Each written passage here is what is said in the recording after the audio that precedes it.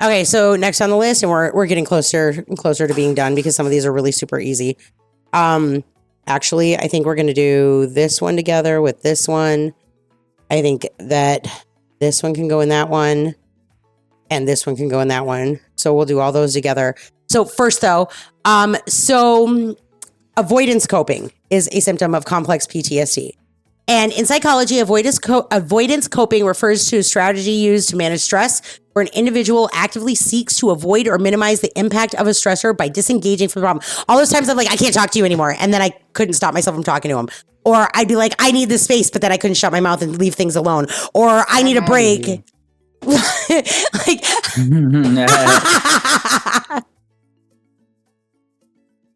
You do realize that avoidance coping, part of it is when you don't actually execute it well. Am I stressing you out? Did I cause you to disengage, Parkane? No, but on the rail. So it can involve avoiding the stressor itself, thinking about it, or the emotions associated with it. So this is a great example of this is like when I couldn't handle seeing a blue fucking truck because I'd be like, or somebody bring up a name and I'd be like, don't talk about it. Or I'd see a blue truck and I'd be like, oh no. Or I'd hear a song and I'd be like, oh my God. Like that is definitely avoidance coping when I was trying to stay away from all those little triggers instead of learning how to deal with the issues so that they didn't affect me emotionally. Like, yeah, he bought a truck that looked like the same color as my hair and he fucking named it as that name that only I called him. But you know, I'm fine now when I see blue trucks. Am I? I am actually. I'm perfectly fine. Yeah, I'm perfectly fine. Perfectly fine, but when it comes to the red ones that bother me now. Yeah. Now it's exactly. So okay, so avoidance coping is a type of coping mechanism where you actively try to prevent yourself from experiencing the stress or anxiety associated with a difficult situation, or in this case, something that it might be a recalled flashback. Okay, so it involves strategies. So physical avoidance, keeping away from the stressor situation. I'm just horrible at following it when I would try to do it though.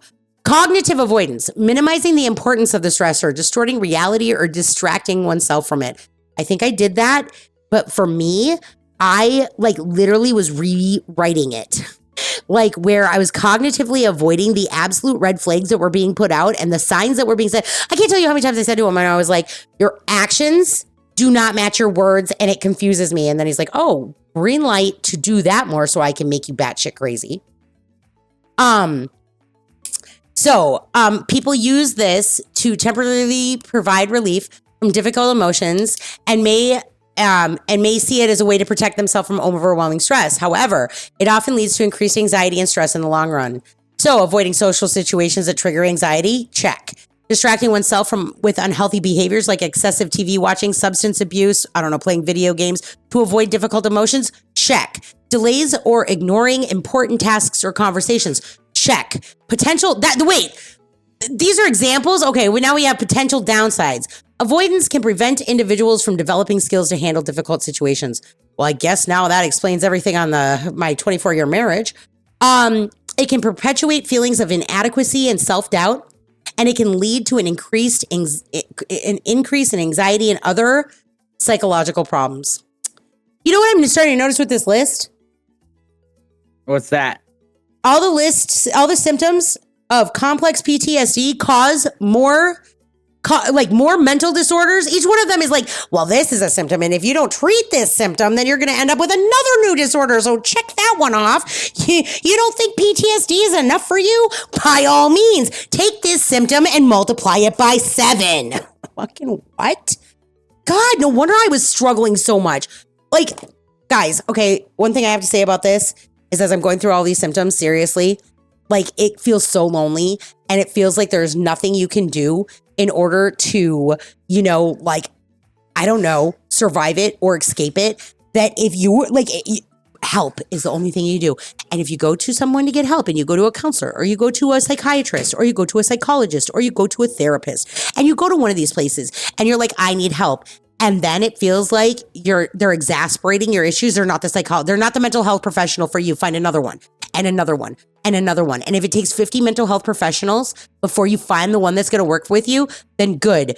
As long as you find the one that's going to work for you, because people are people and we have to have a certain sort of like chemistry, and it's okay to fire your mental health professionals because they don't mesh with you, or find a new one or whatever, because this is your life. Just because one doesn't work out for you doesn't mean that none will work out for you.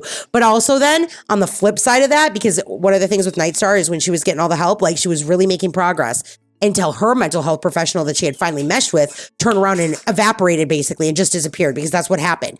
And then like trying to rebuild that. So nothing lasts forever, but you are in control of your life. So if it doesn't feel like it's helping you, then maybe it's not.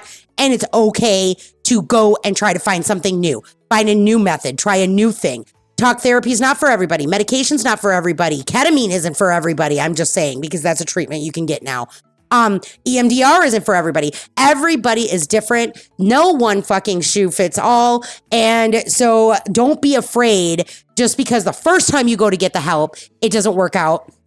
Find somebody that you know you can feel like you can trust and that it will work, which is extremely ironic that I'm having to say that when we're literally discussing a fucking disorder right now that causes you not to trust people or build relationships. But I do think that when you get to this point, it's a little bit easier if you find the right stranger, and it doesn't have to be somebody don't expect them to side with you. There's a big difference between finding somebody that's going to like take your side and make you feel like you're justified in your actions. I mean, literally was called out by I've talked about it before. My favorite psychiatrist of all time is like, what the fuck's wrong with you? You're not God. Stop it. And I was like, oh, you're right. I'm not God. I mean, that's literally like, but he was swearing. He was aggressive. Everything that I wouldn't think that I would mesh with. He did piss me off and I did not like what he said. And I wanted to be defensive. But then as I processed it, it literally changed my life and allowed me to find a healthier, happier existence. So don't be afraid of that. It's growing is pain and nothing worth anything in life. It's easy. So if you got to find more, find more. Don't settle. Never settle. You're worth it. What do I have? I have this thing hanging on my wall that says, I welcome a love that is safe, strong, and sacred. You can find a therapist that helps you feel safe, strong, and sacred. I'm just saying.